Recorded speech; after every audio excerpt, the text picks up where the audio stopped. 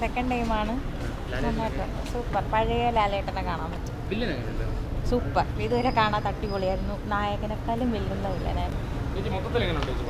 അടിപൊളിയായിരുന്നു. നല്ലതായിരുന്നു. മസ്റ്റ് വാച്ചാണ്. Super movie. നല്ല സ്റ്റോറി, കുടുംബ സ്റ്റോറി. പഴയ കാലത്തെ മോഹൻലാലിനെ തിരിച്ചു കിട്ടി. നല്ല മൂവി. സൂപ്പർ. അടിപൊളി. നല്ല മൂവി. ഭയങ്കര ഒരുപാട് നാളുകൾക്ക് ശേഷം മോഹൻലാലിൻ്റെ ഒരു സ്ക്രീൻ അപ്പിയറൻസ് ഭയങ്കരമായിട്ടുള്ള മാറ്റം ഉണ്ടായിരുന്നു. എമ്പുരാൻ കണ്ടതിന് ശേഷം ഇത് കണ്ടപ്പോൾ ഭയങ്കരമായിട്ടൊരു നല്ലൊരു ചേഞ്ച് ആണ്. അടിപൊളി. സൂപ്പർ. നല്ലായിരുന്നു. നല്ലതായിട്ട് ഇഷ്ടപ്പെട്ടു.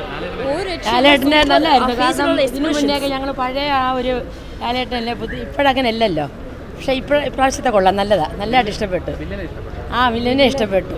എന്നാലും മോഹൻലാലെ കുറച്ചും കൂടെ ഞങ്ങൾക്ക് ഇഷ്ടപ്പെട്ടു. ഫേസിലെ കംപ്ലീറ്റ് എക്സ്പ്രഷൻസ് നമുക്ക് മൊത്തം കിട്ടി. എന്തൊക്കെയാണ് എക്സ്പ്രഷൻസ് ഉള്ളത് കറക്റ്റായിട്ട് അറിയാൻ പറ്റി. എമ്പുരാൻ നമ്മൾ കണ്ടപ്പോൾ അങ്ങനെ അല്ലായിരുന്നല്ലോ. ബട്ട് ഇതെന്ന് പറയുമ്പോൾ കംപ്ലീറ്റ് ആയിരുന്നു. അടിപൊളി വില്ലൻ. നമുക്കേ അങ്ങോട്ട് പോയി ഒരു അടിക്കാനോ അങ്ങനെയുള്ള ഒരു ടെൻഡൻസിയൊക്കെ അറിയാതെ കണ്ടു നിറഞ്ഞു പോകും ലാസ്റ്റൊക്കെ കാണുമ്പോൾ.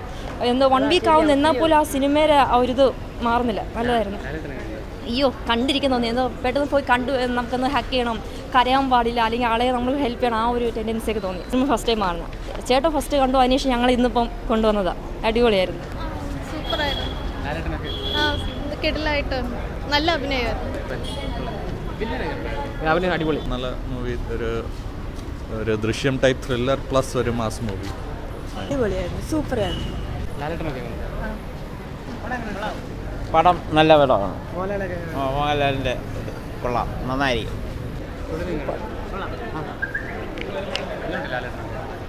ഒന്നും പറയാനില്ല. എമ്പുരാൻ കണ്ടതിൻ്റെ ക്ഷീണം എനിക്ക് എപ്പോഴാണ് മാറിയത്. അടിപൊളിയായിട്ടുണ്ട്.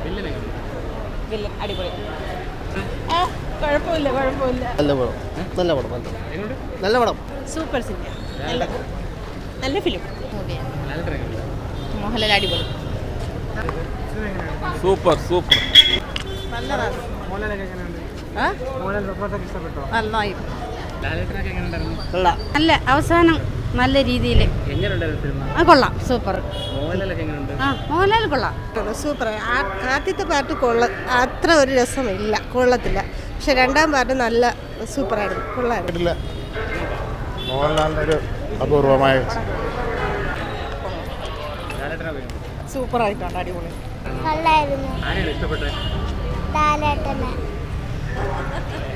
സൂപ്പറായിരുന്നു. അടിപൊളി.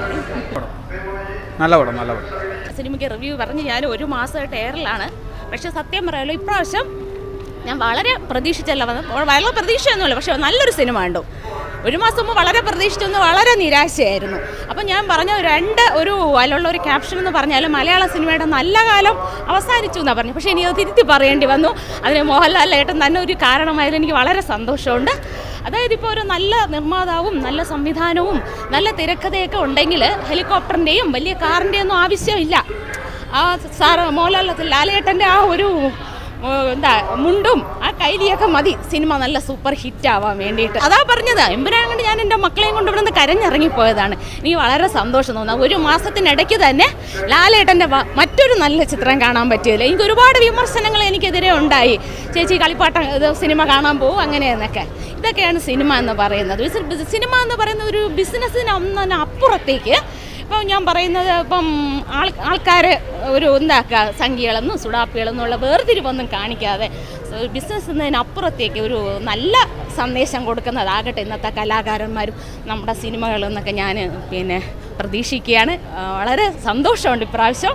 നന്ദിയുണ്ട്, വളരെ നന്ദി. എമ്പുരാൻ വെച്ച് നോക്കുമ്പോൾ തുടരും സിനിമ നല്ല ഞാൻ പറഞ്ഞില്ല, ഞാൻ വലിയ പ്രതീക്ഷയോടുകൂടിയല്ല വന്നത്. പക്ഷേ നല്ല ഗംഭീര സിനിമയായിരുന്നു. അതാണ് മറ്റത് ഞാൻ വളരെയധികം പ്രതീക്ഷിച്ച് വന്നിട്ട് എന്നെ വളരെയധികം വിഷമിപ്പിച്ച ഒരു മൂവിയായിരുന്നു അത്. തീർച്ചയായിട്ടും ഞാൻ എമ്പുരാൻ പോയിട്ട് കണ്ടിട്ട് ഞാൻ വീട്ടിൽ പോയി എൻ്റെ അമ്മയോട് പറഞ്ഞു, അമ്മ കാണാൻ പോകരുത്, അമ്മ ഒരു ഹാർട്ട് പേഷ്യൻ്റാണ്, അമ്മയ്ക്ക് ഇതൊന്നും കാണാൻ പറ്റില്ല. പക്ഷേ ഇന്ന് ഞാൻ പോയി അമ്മയോട് പറഞ്ഞു, അമ്മ തീർച്ചയായിട്ടും ഇത് പോയി കാണണം, നല്ലൊരു മൂവിയാണ്. ലാലേട്ടൻ തിരിച്ചു വന്നതിൽ എനിക്ക് വളരെ സന്തോഷമുണ്ട്. പുള്ളിയുടെ പെർഫോമൻസ് അടിപൊളിയായിട്ടുണ്ട്, എടുത്തു പറയാമല്ലോ. നമ്മൾ വീട്ടിൽ പോയി കഴിഞ്ഞാലും നമുക്കതിൽ ഓർക്കാൻ പറ്റിയ പല സീനുകളും സംഭാഷണങ്ങളും ഉണ്ട്.